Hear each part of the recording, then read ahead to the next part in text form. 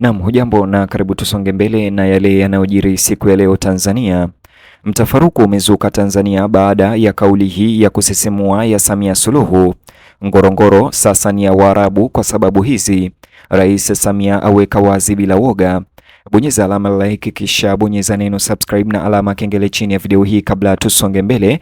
Vile niambie unanisikiliza ukiwa maeneo gani, kama umo humo katika taifa letu la Tanzania, basi niambie unanitazama ukiwa eneo gani. Mtazamaji, wimbi la mijadala ya kisiasa na kijamii limeibuka kote nchini Tanzania leo kufuatia matamshi ya hivi karibuni ya Samia Suluhu Hassan katika hotuba yake kuhusu uwekezaji na mipango ya maendeleo katika hifadhi la Ngorongoro. Hata hivyo, maoni ya Rais Samia yalikuja wakati wa hafla ya serikali ambapo alizungumzia umuhimu wa kuvutia washirika wa kimataifa kusaidia miundombinu ya utalii na uhifadhi wa mazingira, ambapo Watanzania wengi sasa wametafsiria kuwa Ngorongoro ni ya Waarabu. Kauli zake Samia Suluhu zilipata umakini wa kitaifa haraka, huku raia wengi wa Tanzania wakizitafsiri kwa njia tofauti. Ingawa baadhi walikaribisha dira ya maendeleo, wengine walionyesha wasiwasi wao kuhusu athari za muda mrefu kwa jamii za mitaa na mali asili. Akizungumza katika hafla hiyo, Rais Samia alisisitiza kuwa Tanzania inaendelea kupata fursa za uwekezaji kutoka kwa washirika wa kimataifa, hasa Waarabu, wakiwemo wawekezaji kutoka nchi hizo za Kiarabu. Alieleza kuwa ushirikiano huo ni sehemu ya kidiplomasia pana ya uchumi inayolenga kuimarisha sekta ya utalii. Kulingana naye Samia Suluhu, ushirikiano wa kimataifa unaweza kutoa ufadhili, utaalamu na teknolojia inayohitajika kuboresha huduma za utalii. Matamshi yake Samia Suluhu yaliangazia dhamira ya serikali ya kubadilisha maeneo muhimu kuwa vivutio vya hadhi ya kimataifa vinavyoweza kuzalisha mapato ya juu. Wakati wa hotuba yake, Samia Suluhu alisisitiza kuwa Ngorongoro inasalia kuwa moja ya maeneo yenye thamani kubwa ya utalii duniani. Eneo hili huvutia maelfu ya wageni kila mwaka kutokana na mfumo wake wa kipekee wa wanyamapori, umuhimu wa kijiolojia na urithi wa kitamaduni. Alibainisha kuwa uwekezaji endelevu ni muhimu ili kudumisha miundombinu kama vile barabara, nyumba za kulala wageni na vifaa vya hifadhi. Hata hivyo, kwa kuboresha vipengele hivi, Tanzania inalenga kushindana kwa ufanisi zaidi na maeneo mengine yanayoongozwa kwa utalii duniani kote. Hata hivyo, kando na fikra hizi za Samia Suluhu, wakosoaji wake sasa hivi hawajaunga mkono kabisa. Hata hivyo, Rais Samia aliendelea kuelezea kuwa ushirikiano na wawekezaji kutoka mataifa ya Kiarabu ama Uarabuni ni sehemu ya mkakati mpana wa ushirikiano wa kimataifa wa Tanzania. Na hivyo sasa amesema Ngorongoro ni ya wawekezaji wa Kiarabu. Alisisitiza kuwa serikali itahakikisha makubaliano yoyote yanayoongozwa na sheria na sera za kitaifa iliyoundwa kulinda maslahi ya raia. Kwa maoni yake, uwekezaji huo wa Waarabu unaowajibika unaweza kutengeza fursa za ajira huku ukiongeza mapato ya fedha za kigeni. Hoja hii ya kiuchumi imejitokeza sana miongoni mwa wale wanaotanguliza maendeleo ya kisasa. Hata hivyo, matamshi hayo ya Samia yamezua hisia kali kwenye mitandao ya kijamii na ukosoaji na ndani ya duru za kisiasa Tanzania.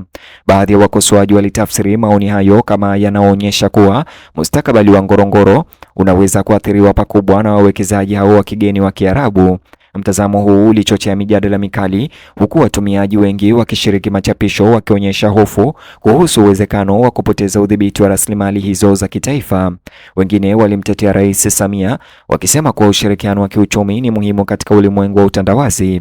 Wafuasi wa serikali wanaamini kuwa kuvutia uwekezaji wa kigeni katika maeneo ya hifadhi kunaweza kuimarisha uendelevu.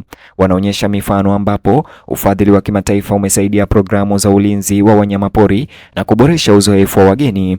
Kwa mtazamo huu, ushirikiano na washirika wa kimataifa hauonekani kama kusalimisha ukuu, bali kama fursa za kutumia. Mawakili pia wanahoji kuwa kuongezeka kwa mapato ya utalii kunaweza kuimarisha huduma za umma na miundombinu kote nchini. Wadau wa mazingira, hata hivyo, wametaka tahadhari kuhusu uwekezaji mkubwa katika maeneo ya hifadhi kama hizo za Ngorongoro. Wanasisitiza kwamba maeneo ya uhifadhi yanahitaji mipango makini ili kuepuka uharibifu wa ekolojia. Hata hivyo, wasiwasi umekuzwa kuhusu uwezekano wa maendeleo kupita kiasi. Kuongezeka kwa shughuli za binadamu, tatizo katika mifumo huenda ikaleta udhaifu.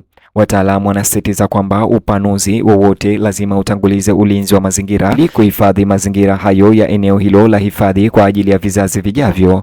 Hata hivyo, jamii za wenyeji wanaoishi ndani au karibu na mkoa wa Ngorongoro nazo zimekuwa kitovu cha mjadala huo. Jamii za wenyeji wanaoishi ndani au karibu na mkoa wa Ngorongoro nazo zimekuwa kitovu cha mjadala huo kwa miongo kadhaa. Masuala yanayohusiana na matumizi ya ardhi, maisha ya wafugaji na sera za uhifadhi yamezua mivutano.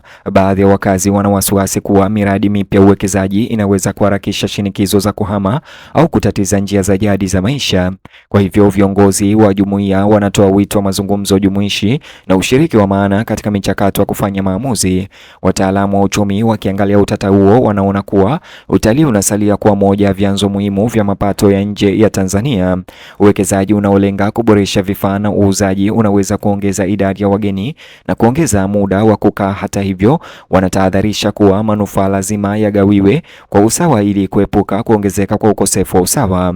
Utawala wa uwazi na taratibu za ugawaji mapato wa haki zinachukuliwa kuwa muhimu kwa maendeleo endelevu Tanzania. Hata hivyo, wachambuzi wa kisiasa wanasema ukubwa wa mjadala wa sasa kuhusu Ngorongoro unaonyesha maswali mapana kuhusu utambulisho wa kitaifa na umiliki wa rasilimali za wananchi. Majadiliano kuhusu ushiriki wa kigeni wa nchi za Kiarabu katika sekta za kimkakati mara nyingi huibua majibu ya kihisia miongoni mwa wananchi. Katika hali hii, umuhimu wa kiishara wa Ngorongoro kama hazina asilia na kitamaduni umeongeza hisia. Kwa hivyo, hata taarifa za sera zilizoandaliwa kwa uangalifu zinaweza kuleta utata mwingi. Wakati huo huo, mashirika ya uhifadhi yamesisitiza umuhimu wa tathmini za kisayansi kabla ya kutekeleza miradi mikubwa. Wanatetea tafiti za athari za mazingira, mashauriano ya umma na mifumo ya ufuatiliaji wa muda mrefu. Hatua hizo, wanahoji, zinaweza kuhakikisha kuwa ukuaji wa utalii haukatishi malengo ya uhifadhi. Kusawazisha matarajio ya kiuchumi na uwajibikaji wa kiikolojia bado ni changamoto ngumu kwa watunga sera. Maafisa wa serikali wameeleza kuwa mashauriano na wadau yanaendelea. Wanasema wizara nyingi, mamlaka za kikanda na wawakilishi wa jumuiya wanashirikishwa kutathmini mifumo inayopendekezwa ya uwekezaji. Mchakato huu unakusudiwa kuoanisha mipango ya maendeleo na vipaumbele vya kitaifa na viwango vya kimataifa vya uhifadhi. Mamlaka zinasisitiza kwamba hakuna maamuzi ya mwisho yatafanywa bila tathmini ya kina. Wakati mijadala ya hadhara ikiendelea, Ngorongoro imekuwa tena kitovu cha mazungumzo ya kitaifa. Suala hili limeangazia maono yanayoshindana kwa mustakabali wa Tanzania, kuangazia mageuzi ya haraka ya kiuchumi hadi kuhifadhi kwa uangalifu urithi. Raia kutoka asili tofauti wanatoa maoni juu ya njia ambayo nchi inapaswa kuchukua. Mtazamo wa aina mbalimbali unaonyesha utata wa kusimamia mali asili muhimu katika ulimwengu unaobadilika. Hatimaye, mabishano yanayozunguka matamshi ya Rais Samia yanaonyesha jinsi mipango ya maendeleo inavyoweza kuibua tafakuri ya kina ya kijamii. Ingawa fursa za uwekezaji hutoa faida zinazowezekana za kiuchumi, pia huibua maswali muhimu na mtafaruku kuhusu ulinzi wa mazingira na haki ya kijamii nchini. Miezi ijayo huenda ikaleta mazungumzo zaidi, huku Tanzania ikitafuta kupanga njia yenye uwiano. Kwa watazamaji wengi na wasikilizaji wengi, mjadala huu wa Ngorongoro unawakilisha wakati mwafaka katika mtazamo wa taifa wa ukuaji endelevu na ushirikiano wa kimataifa. Ni hayo tu mtazamaji, ni juze maoni yako upande wa comment, vile like video hii kisha subscribe, alafu bonyeza kiboksi hicho kwenye screen yako kwa taarifa zaidi.